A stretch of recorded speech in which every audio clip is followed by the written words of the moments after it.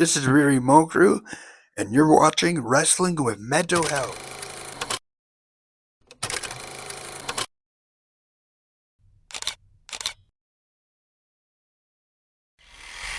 Welcome to Wrestling with Mental Health. I am here with the Sultan of Suplex, Bryan Samuels. What's going on, man? Not much. Oh, actually, since we're gonna be doing this, you know. That's clever. Well, everyone gives me crap because whenever I do these interviews, I'm never really in gimmick. So this Well, is why not? there we go. Now you're getting the authentic Bryan Samuels experience. Why'd you want to become a pro wrestler? Um, Started watching it when I was like maybe 6, 7. Um, First time I ever saw it, I was at my cousin's house. And it was Bad Blood 2003. They were watching it like on a DVD. So the first match I ever like vividly remember watching was Rob Van Dam and Kane versus La Resistance, and I was like, this is like the coolest thing ever. And then I think in the back of my mind, I always wanted to do it. I just never really pulled the trigger until eventually I did, and now we're here. So who are some of your favorites? Like when I was growing up. Or just now? Well, even so, my favorites when I was a kid, I loved all the small guys. So I loved like Jericho. I loved Ray. Um, I loved even just like the ones who might not have been like the primary focus at that time. So like I loved William Regal. Like I loved the cruiserweights like Paul London, Kid Cash when he came in ruled. Um, yeah, like just I never really got behind like the big stars like Batista and like John Cena, nothing like that. I always really liked the smaller guys are the ones who weren't, as prominently featured. Yeah, I was also very into Rey Mysterio, as you can tell. Oh And yeah. yeah, like I don't know. Yeah, that style was Mhm. way cool because I remember watching the old Dynamite Kid versus Tiger Mask, Yeah. and I've got a freaking Tiger Mask replica. He's one of my favorites. Yeah, and then as I got older and I started figuring out, like the independents and stuff like that, then I started getting really into like Eddie Kingston, who like still really influences me a lot. I love Chris Hero, Claudio. Yeah, Um, I go back and I watch the Ted Petty Invitational. I think it was 2000, the really stacked tournament. I want to say it was 2004, but it had like everybody in it. It had like AJ, Alex Shelley, Austin Aries, Roddy, like that whole like group of guys from like the mid to late 2000s and heading into like the 2010s. Like that's my sweet spot for independent wrestling for sure. yeah. Who trained you? I trained at New Beginnings here in Oshawa. I was trained by Adrian Starr and Clash Kincaid. Um, I I feel like I got a lot of their styles in what I do as well.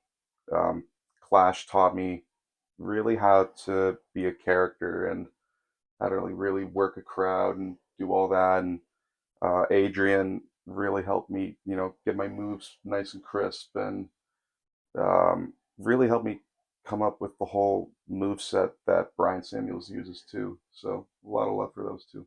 Yeah, you throw a lot of nice suplexes, whether they're back or front. Thanks, man. I appreciate that. German suplexes with the bridges are Uh, also crisp. I'm still working on the bridge, but It thank you. looks nice. Did it look good? Oh, Yeah, thank you, man. I and your appreciate that. Nikes too. Like wow. I'm still saving up for a nice pair of boots or at least some like dress shoes that I can wrestle in, but Yeah. we're working with what we got right now. I'm a genuine starving artist, folks. Who are some of the people in the future you'd like to wrestle? Um, so my rule is if you've been doing it longer than me, I want to work with you. Because I know I'm gonna end up taking something out of that regardless, you know. And then honestly, there's the guys who started after me and they're blown up too because like they just get it, and they've got a the unreal, future ahead of them. Like, yeah, no, I just want to wrestle everybody.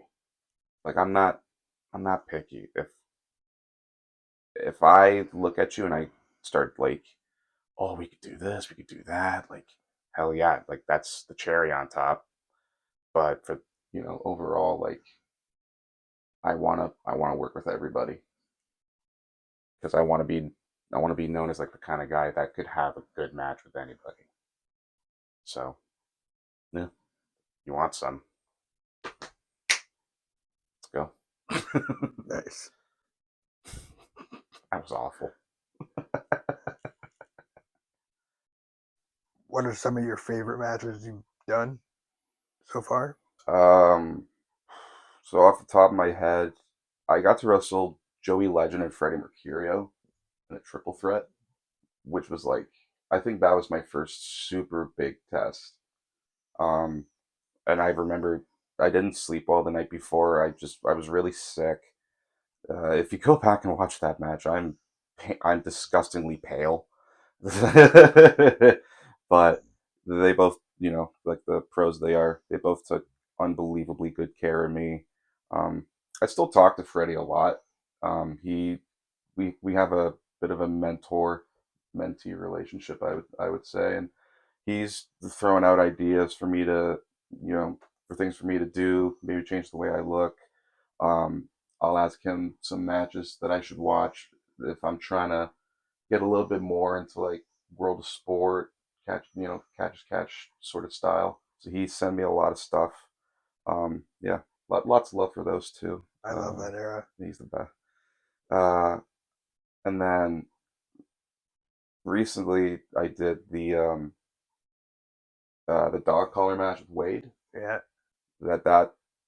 That one hurt, but I'm really proud of that just because of how last minute it was. Like they that's a full true story. Like the guy who was scheduled to be on the show pulled out at like the last minute, yeah. and they messaged me. I was in Quebec like for my real job, and they messaged me and they were like, "Hey, can you work?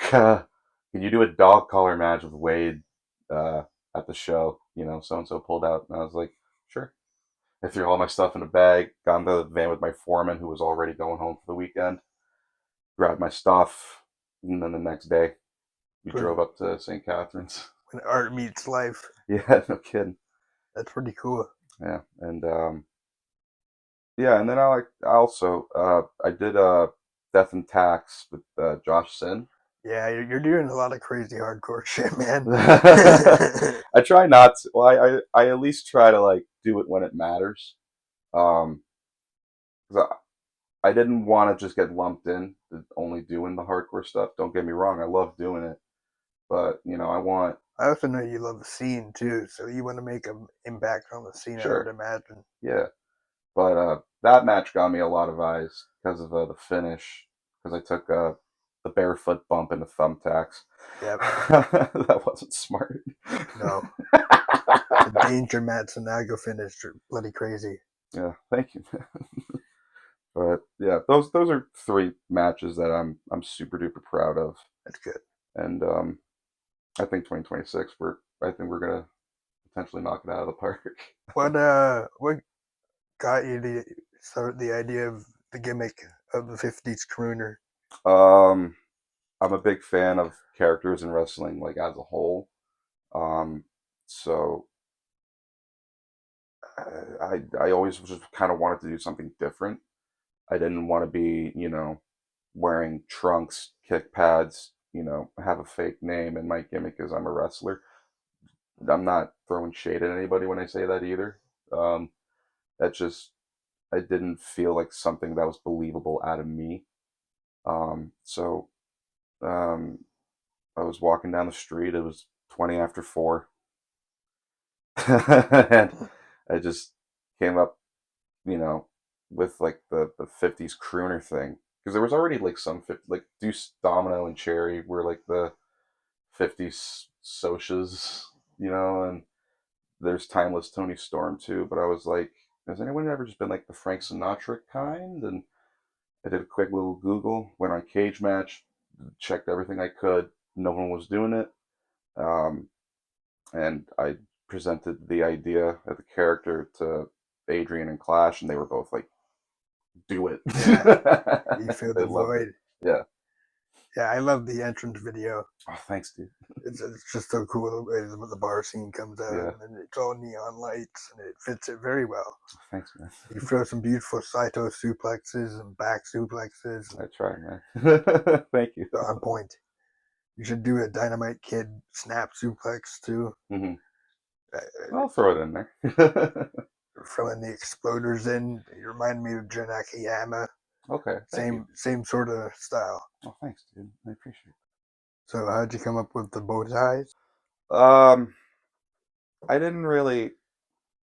It was more just kind of like seeing like all these guys, like Sinatra and Dean Martin, and they just always had the bow ties on. So I was like, okay, I'll start selling bow ties, and I think it was actually Adrian's idea to uh, have them be colored because I was just gonna sell like just all black bow ties, but then he's like, no, no, if you sell like some that are colored, you have more variety, and even when you're wrestling, you can switch up the bow ties. So like sometimes it's white, sometimes it's red, sometimes it's black, sometimes it's blue. So it was a bit of a marketing decision there too. Yeah, way to sell yourself. Hmm. Why did you decide to be the Sultan of Suplex? Like, how did I come up with the nickname? Well, yeah, how'd you come up with the nickname? But like, why that? Or like just why do I prioritize Why do you suplexes? prioritize suplexes? I just enjoy them. I like a good throw. Yeah, uh, I think also just like it goes back like when I was younger, right? Like I loved his name's a little bit taboo. I apologize, but like I loved watching Benoit and like the way he threw his Germans. yeah, And not that this guy was ever not given enough attention. He was like a top guy, that rightfully so. But like I loved watching Kurt Angle like do the Germans and like the belly to bellies. Um, I loved watching Regal do like that crazy like Regal plex that he did, where he yeah, like hooked the guy's neck and leg and just like dropped him on his head. Regal, but like exactly. Yeah, and then as I got older, like same deal, right? Like I started seeing like more independent wrestling, more like Japanese wrestling. Pardon me. And it was like I found myself just enjoying the suplexes a lot more than I did watching guys do stuff off the top rope and like, you know. So I was like, okay, cool. I want to be more of like a grappler, brawler type. And as far as the Sultan of Suplex name goes, that was well, Frank Sinatra was the Sultan of Swoon. So I wanted a name that was kind of similar to it. So I ended up landing on Sultan of Suplex. That's clever. Yeah. That was yeah, that's how we got there. Cool, man. I love your gimmick. I love the whole bow tie and Oh, thanks, everything. It's dude. how you're selling them at the merge table too. Yeah. That's a clever way to sell the gimmick and make fans out of kids even. Yeah. And that's more or less the hope. If I can at least get the kids to buy them, then I'm good. But even then, I don't really sell a lot of merch. Uh, I don't like being behind a table like a flea market Yeah, and being like, hey, I know you've already spent an arm and a leg tonight, with the tickets and then drinks and then food. Now come over to my table, buy my shirts, buy my 8x10s, buy my stickers. I feel very awkward doing it. So yeah, but you got to sell yourself you too. do, yeah. So that's something I'm gonna try to work out of. Because I'd buy a Bryan Samuels 8x10. Yeah. I think you bought one of my shirts. I have. I need Yeah. to get a new one. And honestly, because I've gotten bigger. Well, I'll try to get some more in stock for you, bro. Okay. Because yeah, I like supporting good talent, Oh, thanks, dude. and you're obviously going to be something in the deathmatch scene because you've made your name prominent. I appreciate that, but like I said too, like I don't want to be known as like a deathmatch wrestler, and that's no slight against anybody, no uh, jab at anybody. I just want to be known as like a pro wrestler that Dabble, does dabbles. different stuff. Like sometimes I'll do comedy, sometimes I'll do like a normal match, sometimes I'll do a death match. Um, you know, more often than not, I have people telling me, and like with good reason, and like it's good advice, like not to market myself so much as someone who's willing to do these crazy matches, because that's how you end up getting like pigeonholed. Yeah. And then you're like, okay, well, the only time I ever work, someone wants me to do that. Like I can actually go out there and work a normal match, Yeah. like without the weapon. So at least in my case, like that's what I want to be able to do. Like I just want to be known as like a good wrestler that just did everything, rather than be known as like he was this kind of wrestler. No, I was just a wrestler. That's the way I look at it. Could we see you in a hood? Pardon me? Could we see you in a hood soon? In a hood? A mask. I mean, why would I want to cover this face? That's a good idea. That's true. Yeah. I mean, if I want to jump somebody, I guess. See you in Demand Lucha. I mean, never say never. Um, yeah, I'd like to go there. So what are your some of the most fun things to take in wrestling? Would a Hurricane Rana be fun? um, when you're hungover, no. But my favorite moves to take, I love taking a superplex. Yeah, Yeah, I love just going off the top rope. yeah, that's a good ride. Yeah, that's fun, dude. My first time ever taking one was at a show. Hundo P really wanted to do a superplex. It was a tag match, and we were putting the match together, and Adrian's like, well, it doesn't make much sense if you take it because, it's better used as like in everyone's down part of the match. And Hundo was just like, come on, man, please, like, let's do the superplex. Let's do the superplex. I was like, fine. And it's just like, how bad's the bump? And he's like, it's not bad. And I was like, okay, cool, let's do it. So my first time taking a superplex was at a show. That's awesome. It was like my second. That's cool, bro. Yeah, good times. Yeah, how did you guys come up with the amalgam? um, that was me. Nice. I'd always wanted to like just have a group of guys and just like have a stable. And I I knew that I wanted it to be like only people who I'm like super close with. So even now, like I'm probably going to be pretty picky with like extending offers to people, Mm, and not because I think there's any sort of like superiority thing to it. It's purely just like, it's the lads. yeah, you know, like I've got people who I'm friends with in wrestling, but like, you know, there's only so many people who like would I would I allow them in my home? Yeah. You know what I mean? Like when I'm not there. So like, and for me, Hundo and Kaysen are like the two guys who I would trust with anything. Yeah.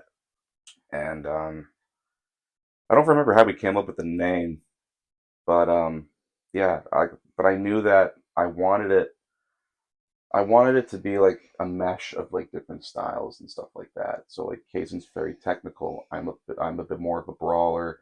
Hundo does the high flying. So, fuse that like that's an Use it amalgam. together. It's Yeah. good. Yeah. So that was how we came up with it. That's clever. Yeah. Thank Yeah, you. I'll definitely buy a armband off you. Oh, you should have. I would have brought you one, bro. That's okay. I still have to buy a bow tie. I uh, look like a male stripper. ah, it's actually Have you got that yet? yeah. Really? When we did the match, when the chops only match, that Death Proof. I So remember Aiden that. had like just ripped my dress shirt off, I remember bow that. tie still on, and you could hear Warhead from the back going like, "He looks like a male stripper." Or he's like, "He looks like a Chippendales dancer." He does. And I'm like, "No, I don't." Warhead, stop. He did because he had the black undershirt on, like Jerry Lawler. Yeah, I had The the singlet. Yeah. And yeah, you did sort of look like a male Chippendale. Yeah. What do you do? You go with it. Make that Pretty. money. I don't know if anyone wants to see that, but I don't know, man, thank but you. somebody wanted to see you spanked, and you sold that, and Yeah. then you got chopped in the balls. Like, Yeah. man, it was a great match. Well, thanks, dude. I love it. They used the yellow versus red card in there I too. got really Like, worried that people would just get like lost because no, there was a lot of rules, but yeah, thankfully, everyone liked the match and it went over, and yeah, I think yeah, you guys told a that's a good match I'm really story. proud of. Yeah, so I love wrestling, Aiden. It's so easy. Yeah, He just chops hard. yeah, I bet. Hearing that his jobs versus your jobs, it was like, oh man, that's a rough night. Yeah, this was Definitely gonna see him at the bar later. well, we literally went to the bar like right after the match. We literally rolled out of the ring, just went straight to the bar, just got a drink. It was for the drunk weight belt. Makes sense. Yeah, is it true that your pockets are steady? Okay, so I'll tell you guys this story. So I was in Quebec for my real job again, and for whatever reason, there just was no like thrift shops around me. Um, Even if there were, I'm so socially anxious, and as is, so being in a different province where nobody's really going to speak English to me, I just didn't want to deal with that. So I went on Amazon and I ordered a bunch of dress shirts. Cut the sleeves off of them. I was like, cool, we're good. Um, get to uh, get to Hamilton for the show. I get dressed. So Kyle notices that the pocket it's like sewn shut. And he's like, "What is that? Like, look, is that a fake pocket?" But he's doing it so loud that like everyone starts to pay attention. And then Wade Allen walks up. He's like, "Did I hear someone, or did I hear Kyle say that someone has a fake pocket?" And Kyle goes, "Yeah, it's this fucking fake pocket having motherfucker over here." And I'm like, "For God's sake, Kyle!" So then like the day just keeps like progressing, and like over time, like everyone starts making fun of like the fake pocket. Everybody. And then and then at one point, I don't remember who it was, but someone's like two people are coming out of coming into the back. They're all covered in like blood and glass and shit. And and PD Skills walks up to me and he goes, "You see that there?" And I go, "No." He goes, "Real blood, real glass." And he eyes up the pocket and he just goes, "Fake pocket." And he just walks away. So ever since then, everyone just double checks my shirt pockets and make sure that they're all real. Nice. It's all that Kyle's fault. Did you gimmick the shirt No, at Death Proof? no. No, Aiden Rain just Aiden tore you Ray off your just shirt. yeah, he just tore it off. I What thought he was just gonna have like the buttons. I thought the buttons would have just popped off. But man? no, it was the whole shirt just went bye bye. Yeah, he's strong. Damn. Yeah, it's an expensive shirt too. I bet. Or at least before I got it at Value Village. So yeah, that's my life with clothes for the last little bit. I have So fake pockets, and when the pockets are real, my opponents just rip my shirts. I know you were talking about taking a break for a bit, Mm-hmm. and I was like, oh no. But So yeah, if that's what you need to do, that would, yeah, um, I won't go too into details about that, but what I will say is like I'm I'm human just like anybody else. I have like my off days, and for me personally, September's not a great month for me. And then that added on with like certain things that were happening like within wrestling, it all just kind of hit me a little harder than it should have. that And I kind of wish I hadn't made that post, not because like you know, oh don't feel bad. I just I wish I handled it a little bit better because honestly, I ended up taking all of October off, and I was going to honor like the 2 dates that I had in November and then take December off. Yeah. And I still ended up working like one match in December because it was for hybrid, which is somewhere I wanted to go work at anyway. And um, yeah, like just I think even just having that like one full month off in October and then the very limited matches that I did after that, that was all I really needed. Um, I think it's important that you try to manage your mental health as well as you can, Yep.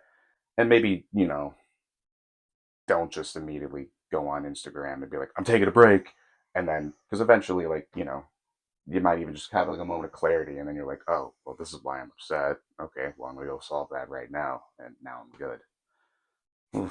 So, How have you battled with mental health in the past? um, not well. uh, and like this isn't like poor Brian or poor Sam, Oh whatever. no. Um, I just I didn't really have that much of a I guess a support system for a long time. And part of that was on me too, because I kind of kept people at an arm's distance because I was so used to, when I was growing up, having people kind of turn out to suck. So, over the last few years, like I've dealt with it a lot better and I've learned how to open my circle up a little bit more. And I trust people a little bit better than I did before. And now it's like, okay, cool. I'm not just isolating myself in my room for X amount of days Yep. and not talking to anybody until I feel like it again. Yeah. I myself am anxious and depressed and bloody PTSD and schizophrenia. Mm-hmm. And yeah, I feel the brunt of it probably half the week. Mm-hmm. Yeah, no, it's tough, but when you got the right people around with you, it Yeah. it helps. Yeah. What's your most embarrassing song you've got on your playlist? Nothing. If I have a song on my phone, it's because I love that song. That's a So good I'm not embarrassed by anything I do because I don't have shame. one. um, I can at least I can at least go through some songs that you might not expect me to have on my phone. The fact that you told me St. Germ's Infirmary was a banger, that made Hey me so happy. man. Well, I listened to the White Stripes version first, Oh, and then wow. and then I ended up realizing like, oh, that's that song from fucking Betty Boop. But as far as songs that people wouldn't expect me to have, I'm pretty. I think I'm pretty open about how much I enjoy music, like as a whole. So I've got like symphonies on my phone. I have video game music on my phone. That's I have cool. like country music, jazz music, hip hop, fucking death metal, post hardcore. I got all of it, man.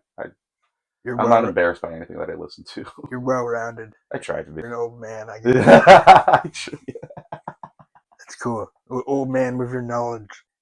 funny too, because like some of the younger people that I train with, they make fun of me because I don't get a lot of what they're talking about. Like they'll quote or like reference this shit.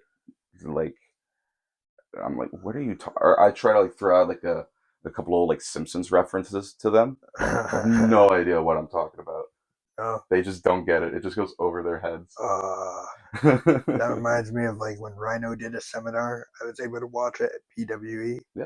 and you threw out some Ferris Bueller references, and And only no one got it. no one fucking got it. Oh, that's junk. And it was like, wasted references. You know what I mean? Yeah. But yeah, I'm pretty much an old man trapped in a 28-year-old's body. So Yeah. that's my life. So musically, I guess you're around. You listened around the '50s era too, given your character. Well, yeah, I mean, I've got some Sinatra on my phone, but yeah, I like oh, actually, I do have some Gene Kelly on my phone too. Yeah, okay, I've got some 50 stuff on my phone, That's cool. but like I said, I try to have a bit of everything on my phone. Um, I don't like just sticking with like one genre of music. It's boring. It is. It's good to be diverse. I try. I try in both music and wrestling. Do you like a lot of Cab Calloway? Um, I don't think I have them on my phone. No? No. I mean, I think you might be overestimating my fondness of the Hey, okay. 50s. I have a respect for it. Eh, But I did an interview with Sandro from Independent Wrestling Profiles, and he thought I was just like super into the 50s. I was like, no, like I I I, I don't dislike it. I think culturally and society, speaking society wise, like they might have had some quirks, no, but but they worked it out. it's because you'll be like, ah, I'm going back to the bar and grabbing a martini. I You're so into the gimmick. That's why. think that's just more of me being a degenerate from Oshawa. Yeah, maybe. But um, no, I don't even really do that because it's a characters thing. I honestly like just try to hang out with the fans after shows just because like I still am one of those kinds of fans. So like you know, and again like they probably went through like a decent amount of trouble, trying to get there anyway. And even if they didn't, real world sucks, Yeah, So I'd rather just be able to be approachable and just be, cool with everybody. And, if somebody wants to go up to me and be like, hey man, that was an awesome time, like that was an awesome show, like I feel like that's now my responsibility to be cool to them so that then they want to come back. yeah, And then it's like, oh, I remember this guy. He was dope. I'm gonna go tell my friends about him. So I think that's more or less why I'm as sociable as I am when I'm at shows. that's good. Yeah, yeah. I've always noticed you're like a busy bee. um, I might be a little less um, sociable at new beginning shows because there's oftentimes something that I'm helping out with there. But when I'm at like Death Proof or Canadian Death Match, UCW, wherever I am, you know, I try to I try to be like one with the people there and enjoy the show with them because all like at the end of the day we all have like that one thing in common anyway. Like we're all wrestling fans. So like I said, I'd rather just be a bro to everybody. So who's like your top 10 of all time? um, God, that's so hard. I won't do it as a top 10, but I will give you 10. Okay. I can't rank them. No, okay, don't worry about that. So off the bat, I literally stole his first name, so Brian Danielson. Um, I love I love Eddie Kingston, CM Punk, Orange Cassidy, um, Jericho, mm, Claudio, Mox. I got three more. Um, Undertaker, um, Kobashi, and one more. It's a tie. I'm gonna cheat in this answer, but it's a tie between Shibata and Nakamura. Uh, Yeah, I gotta cheat, but I can't pick. I love them both. that's a strong list. I try. I'd I'd pick a lot. I get lost in it, but I know I'd definitely put in Antonio Inoki and Andre the Giant and Absolutely. Yeah. Tiger Mask, Hmm. Dynamite Kid. I like the British Bulldogs as Hmm. a tag team. Hmm. Vader, Yep. just Johnny Saint too for grappling. Oh yeah. Fucking I fascinating. love watching all that old like World of Sports stuff, and like Yeah, he's doing the come and take my leg, circles exactly. around the guy's head, duck goes It's in between his crazy. legs. Like it's just fun to watch, man. But those type of spots you don't get Yeah. here, right? It's not prevalent. Uh, yeah. Maybe I should start doing it. You But could. no, I love watching those old matches because it's like it almost kind of just reminds me of like just Looney Tunes, Yeah. where it's like Bugs Bunny's just like so cool, he's so calm, you know. It's almost like he's daring the guy to try to do something, and then because Bugs knows that he's just gonna outsmart him, and that's what it's like watching those old like matches, and like Johnny's saying because he's going like, "Come on, try to take my wrist or try to take my leg," because he Yeah. already knows how he's gonna counter it. Yeah. So it's a lot of fun to watch that That's a actually. good synopsis. You know? Yeah. I've watched so much World of Sport. Like it's my go-to whenever I am stoned. But Smart man. yeah, I love the yellow card, red card system. I wish they'd implement it more somewhere here. Just it gives the referees more leeway, and then it kind of gives the wrestlers more leeway because you can land a nut shot if you want. And Well, I think they were kind of doing something similar to that, like on NXT, right? With the Heritage Cup. see, I have no idea. I don't watch WWE. Fair enough. Well, there goes my point. No, No, I'm sorry. I'm kidding. It's That's right. Yeah, I stick to the old stuff. I'm an old man. I'm honestly, it's pretty bad. But if I'll find like 1960s French catch wrestling, and nice. I'll dabble in that for a little bit, and then I'll watch FMW or something, or old ECW Yeah, or M Pro. I love watching old Uh, ECW. Yeah, it's, and especially because like they were the first, like the first place that where the fans were like kind of smart. So it's mm, almost like they appreciated it they're on tape so much trader. more. Yeah, and um, like you watch like Jericho debut there, and I don't. I think he even said like I wasn't expecting to get much of a reaction, but like they all knew who I was like through like tape trading, and they were stoked that I was finally there. So Yeah, yeah, old ECW rules. yeah, I agree. I just got one of their posters. I got Heatwave '98. Nice. I bought it off an auction site. I think I paid like $15 for it or something, but worth it. And then I got some signed Shikichi boards, like Grand Hamada and Takako and Noe Yeah. and Manami Toyota. Oh hell yeah, dude. Yeah, so like I'm thrilled. That's sick, dude. But I found my avenue into Japanese wrestling merch. It has thrilled me Hmm. because I love that whole scene.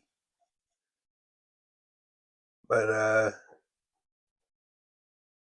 what about you? What's your go-to watch list to get you inspired?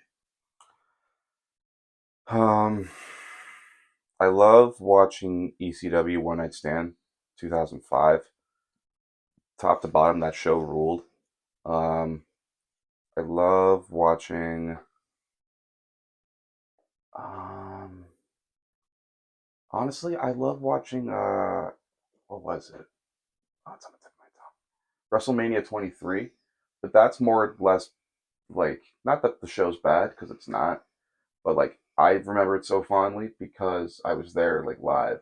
Oh, really? Yeah, like my dad got all of us like nosebleed seats, so we all got to go see the show live. So I hold that show in a pretty special place. Same with Unforgiven 2006. Like I was there.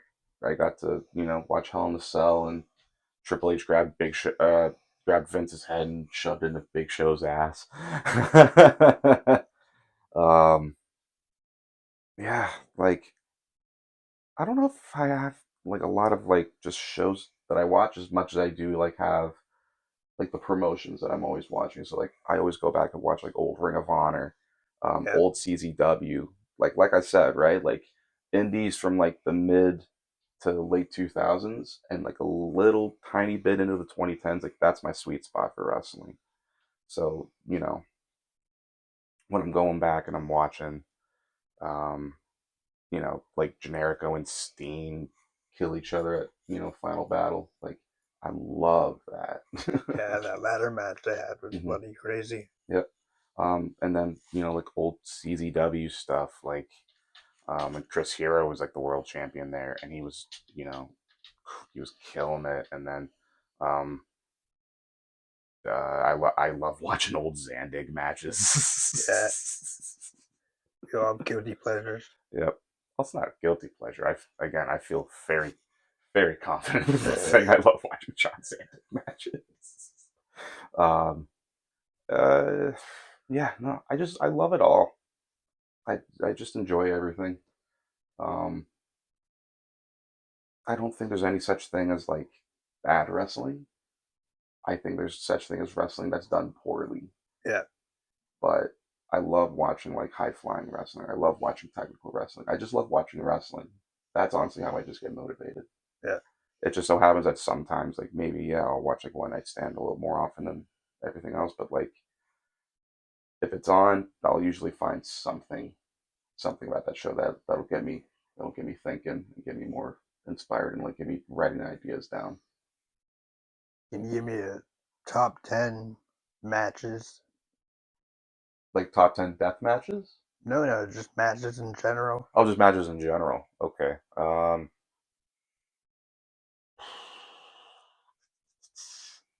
Again, I won't make it a top 10 because I'm the kind of guy whose answer is always going to change. But I will just give 10 of my favorites. Yeah. Right off the bat, we talked about Zandig earlier. So Zandig, Nick Gage, and Justice Payne versus the Necro Butcher, Toby Klein, and Joker. Cage of Death. I want to say that was 2005. Oh, That match rules, though.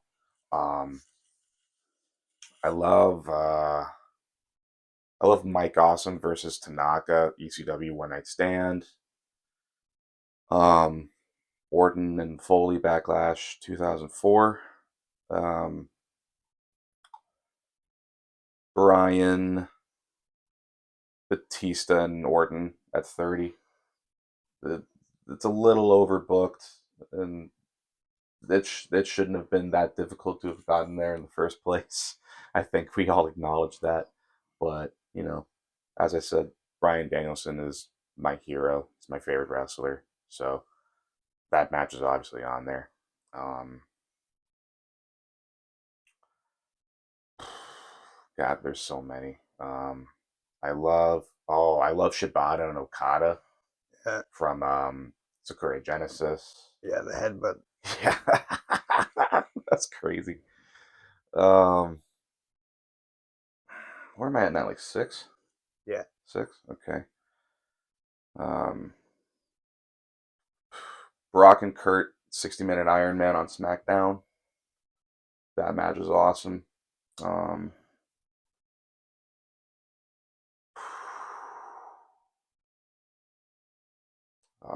this is tricky. Oh, um, FTR versus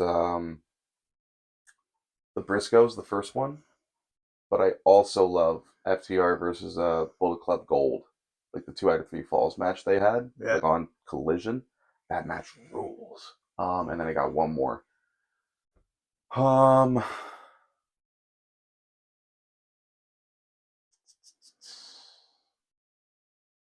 that's just the first one that came to my head. Chris Hero versus Akira Tozawa, 2010 PWG Battle Los Angeles, where it was like Chris Hero just kept like elbowing Tozawa and doing like the regal plex, dropping him on his head, and Tozawa just keeps kicking out of like one. It's so ridiculous. But yeah, that match rules. And it sucks too, because like people forget that like at one point Akira Tozawa was like considered legitimately one of the best wrestlers in the world. The same with Nakamura. Yep. But at least like Nakamura isn't getting, squashed in like a minute and a half on SmackDown. That's true. So, but yeah, I'm sure there's probably other matches, but I'm the kind of guy whose my answer is always going to change every single time or like every day that you might ask me. So that was just my 10 for today. That's good. Yeah. Can you give like a top five guys or top five indie guys? Top 10? All right. Well, so you already tortured me enough with the I last couple know. top I'm tens, so we'll sorry. stick with five. um, Damn round numbers. I know, right? Like just top five indie guys all over, or just like here in Ontario? Well, here in Here Ontario. in Ontario, okay. Um, so again, not doing the top. Um, but I will say the as far as I'm concerned, like the five best. Um, I'll just give you like my five favorites instead because that's at least like a objective thing. That's easier. Yeah, it's easier. Hundo P, Case and Riley, that Kyle. Um, I'm gonna lump them into one category. Chaos Dynasty, so that's the fourth, and then number five. Hmm. I'm pretty much just ranking all of my friends, so I'll say Wade Allen for number Nice. five. those are the five people that I'm closest with as far as the indies go. So What shows do you have lined up? um, I'll be at Canadian Deathmatch, January 25th. I'll be fighting Matt Grant there, and then on the 31st, we're going all the way up to Dunnville for Hybrid Championship Wrestling, where I'll be in the Price of Power match. And then go a little bit further, February 21st, I'll be in Waterloo at the Lion Underground fighting for the NOW Hardcore Championship against the Canadian boy, Kevin Frayne. Wow. Mm-hmm. Well traveled. Well, I try. I'm doing okay for a guy who doesn't drive, though. You don't drive? No. Wow. I just get Scott Lee, like the ref, just drive me wherever I need to That's nice. go. Because we're usually booked on the same show. Okay. That or I'll ride with like Hundo, Right, right. and that's about it. I don't drive. Oh, good. Damn. Nope. Okay. Uh, yeah, your Canadian deathmatch matches have been really, really good. Well, thank you, man. Because I've been buying the DVDs, so that's how I know. Well, thank you, dude. But like you in the deathmatch environment, you flourish. Oh, thank you, bro. You're welcome. I mean, my first. So I said Rob Van Dam and Kane was like my first time seeing wrestling, but my first like favorite match that I ever remember having was like it was Mick Foley and Randy Orton at a Backlash with like the thumbtacks and the Yeah. barbed wire and stuff. So I just always really really liked that style, and then um I met that Kyle when I started training, and he tried to talk me out of ever doing them. I didn't listen, and but yeah, that Kyle is probably the biggest the supporter I had as far as like me getting like my foot in the door of like doing the hardcore stuff, um and also just progressively moving on to like death matches too, because he was telling people, hey, keep your eyes on him, and a lot of them as I progressed further were like, oh, okay, he can kind of go. And then even before Canadian Death Match, I was doing my work at Death Proof, and I'm still working there, obviously. But I had my first death match period there, so it's been a really good support system of people helping me get to where I want to get as far as these sorts of matches go. How's training with Emily? She's doing good. Yeah. Yeah, she's Because doing really good. I'm friends with her dad. Mm. I'm friends with her, but I don't hear about her progress. I just see her Mm-hmm. at the shows, right? Yeah. But I met her dad through Cam H Okay. and doing classes through there for self-esteem and all that shit. Mm-hmm. No, 'Cause, she's been doing great, and I won't divulge too much more about it, yeah, but yeah, no, like she's knocking it out of the park. Like hits the ropes great, bumps look good, and yeah, that's good. she's progressing well. Because how old until you can work? I mean, everyone's different. Like Christopher Daniels didn't apparently graduated school after 3 months. You know what I mean? Um, That's crazy. I finished New Beginnings, and I think I started training June 2023. I got my green light May 2024. Hundo P got his that following January, and you know I think it's just everyone's different, and I don't think there's any like set timetable of when to graduate. It's kind of I feel like it's almost this is rich coming from me because I don't drive, but like some people it takes longer to get a driver's license. Yeah, Some same. people, yeah, some people it takes longer to get a food handler's license. Well, thanks, man. Yeah, of course. Yeah, this was fun. Awesome. Yeah, cheers, man. Good to see you.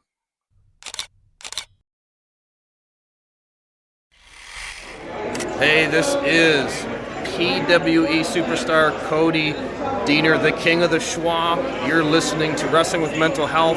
I want you to know it's important to take care of your mental health, but it's also important to support professional wrestling, independent professional wrestling, like Pro Wrestling Clips, like my buddy here has. So hey, keep listening, keep taking care of yourself, and keep loving professional wrestling.